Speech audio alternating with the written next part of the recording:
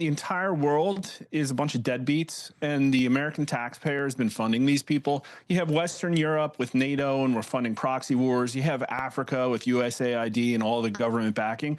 Then you have places like China, where we're offshoring all the manufacturing, and that's been brutal for the American workers. And then you have places like India, with combined offshoring and remittances, is taking up $150 billion roughly annually over economic value. But then you have all of the people that we imported from India who are taking up even more. And so what's wild to me is that, yes, people don't understand the H-1B program.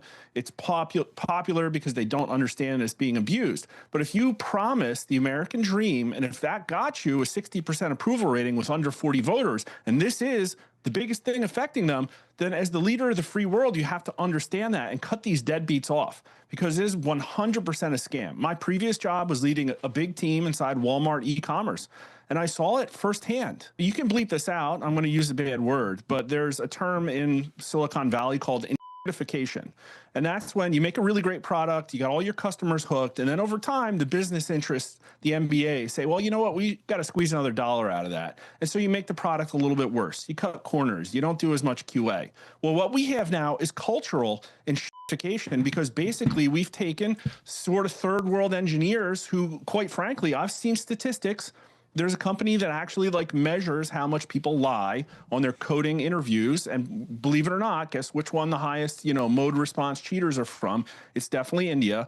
And they come over here, they get a rubber stamp process, they come right on in through pipelines that have been built hand in hand with the government, corporate America, and big college. Big college feeds off of these people because they use these MBA mills, and they take these amazing jobs. And what blows my mind is that if you look still at a Trump administration, you can tell.